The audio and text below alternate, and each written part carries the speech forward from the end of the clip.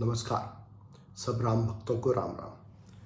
आज के प्रसंग में भरत गुरु वशिष्ठ के पास जाते हैं और उनसे प्रार्थना करते हैं कि वो दिशा दिखाएं कि अब क्या करें। तो गुरु वशिष्ठ कहते हैं, बोले मुनि बरु समय समाना, सुनहु सभासद भरत सुजाना। धर्म धुरी भानुकुल भानु, राजा राम सुबस भगवान। गुरु वशिष्ठ कहते हैं कि जो राम है वो स्वतंत्र है, भगवान है, किसी की उन पे वश नहीं चलती, उनका कोई और स्वामी नहीं है, वो खुद अपने आप में स्वामी है। ये बिल्कुल ऐसे ही है जैसे सूर्य की किरणें, सूर्य के प्रकाश से जीवित सब चर और अचर सूर्य पर निर्भर करते हैं, पर सूर्य किसी पर निर्भर नहीं करता। ऐसे ही भगवान राम जो कि आत्मा है, वो सबों के स्वामी हैं, सब उनके दिशा निर्देश से चलते हैं, उनके चैतन्य से चलते हैं। वो स्वतंत्र है, आत्मा स्वतंत्र है। बुद्धि, मन, अहंकार, चित्त सब उस आत्मा के चैतन्य से ही प्रकाशित होते हैं, कार्य करते हैं।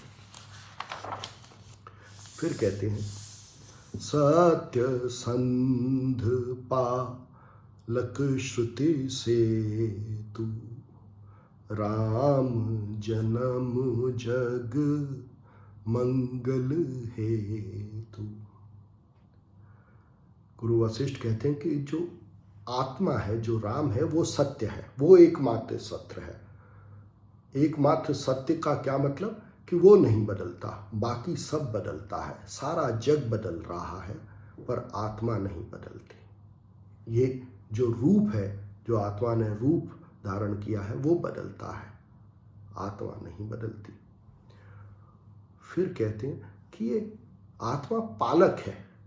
किस चीज की पालक है? श्रुति सेतु। श्रुति सेतु क्या? श्रुति वाणी के लिए इस्तेमाल किया गया है, वेद के लिए भी, पर पहले वेद भी वाणी में ही बोले जाते थे।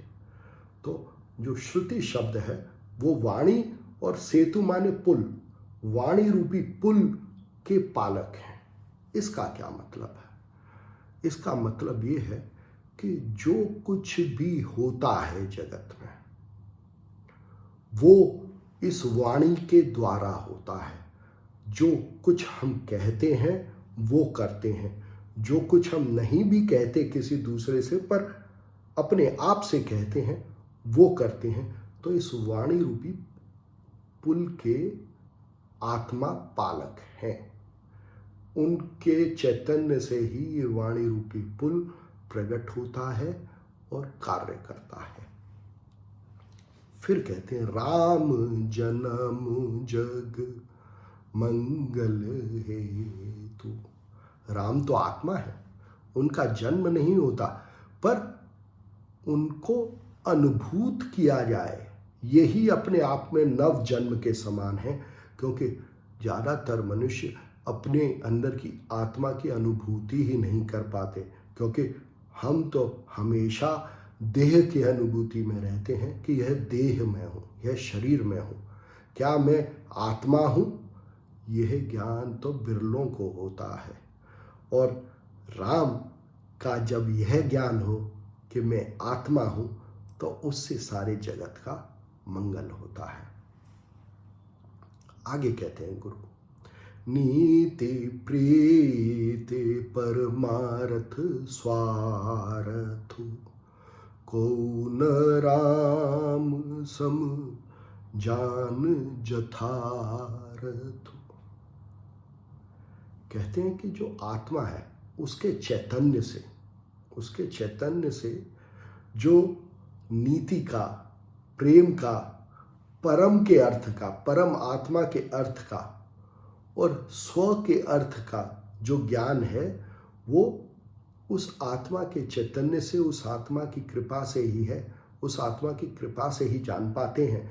पर जान तभी पाते हैं जब हम कोशिश करते हैं इस दिशा में जानने की कि मैं कौन हूँ, क्या मैं शरीर हूँ या मैं आत्मा हूँ, ये स्व कौन है, ये परम कौन है, प्रेम क्या है, किससे प्रेम, क्या इस शरीर से प्रेम या इस आत्मा से प्रेम या इस आत्मा के विश्व रूप से प्रेम, नीति क्या है, कैसे हम अपने रिश्तों को निभाएं लोगों से, इस जगत से, इस शरीर से।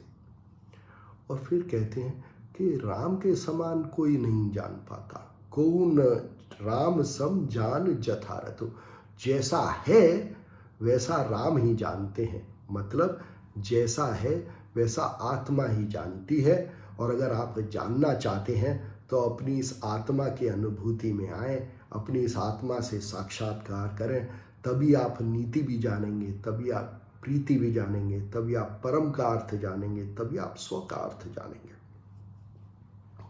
फिर कहते हैं गुरु, करे बेचार जिय देखहूँ नीके, राम रजाए शीस सब ही के। कहते हैं कि विचार करके देखने से यह साफ मालूम पड़ता है कि राम की आज्ञा का पालन करने में ही भलाई है, आत्मा की आज्ञा का पालन करने में भलाई है।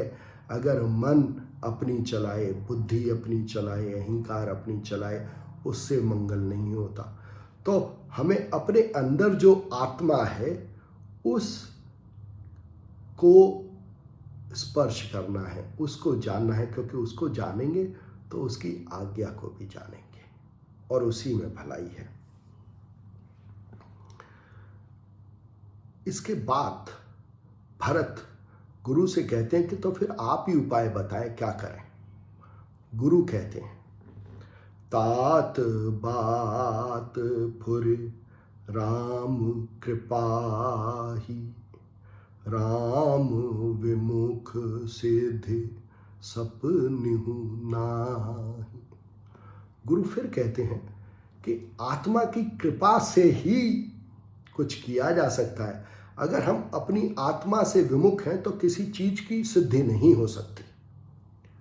उसके बाद कहते हैं, सकुचहु तात कहत एक बाता, अरध तजहि बुध सर बस जाता, तुम कानन गवनहु दो भाई, फिर यहीं लखन सिय रघुराई।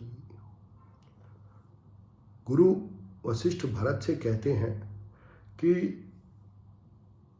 जो ज्ञानी लोग हैं वो पूरे के लिए, अपनी बात के लिए आधे को छोड़ देते हैं, पूरे की मांग नहीं करते। तो ऐसा करो कि तुम शत्रुघ्न के साथ वन को चले जाओ और राम, लक्ष्मण और सीता वापस घर लौटाएं। इसका मतलब क्या? इसका मतलब ये कि गुरु कहते हैं कि अगर बुद्धि वनवास में रहने को तैयार है, अगर बुद्धि शासन करने को तिलांजलि दे सकती है, अगर बुद्धि ये कह सकती है कि मैं अपनी नहीं चलाऊंगी, मैं अपनी बुद्धि का प्रयोग नहीं करूंगी और आत्मा की सुनूंगी, आत्मा के अनुसार कार्य करूंगी, तो यह एक उपाय हो सकता है आत्मा राम के हमारे अवध रूपी शरीर पर शासन करने का। फिर कहते हैं, कहे भरत मुनि कहा सो कीने, फलु जग जीवन अभिमत दीन। भरत जी कहते हैं मुनि से कि आप ऐसा अगर कर दें तो उनके लिए बहुत अच्छा होगा, उनको तो अपने जीवन का फल मिल जाएगा कि आत्मा शासन करे और बुद्धि आज्ञा न दे, बुद्धि सिर्फ आज्ञा का पालन करे, सिर्फ सेवा करे, बुद्धि वन में वास करे। कहते हैं कानन करहूं जन्म भरे बासु, एहि ते अधिक न मोर सुपासु। भरत जी कहते हैं कि मैं अपनी बुद्धि के साथ पूरे जीवन भर वन में निवास करूंगा, शासन नहीं करूंगा, आज्ञा का पालन करूंगा, और इससे अच्छा मेरे लिए कुछ और नहीं हो सकता।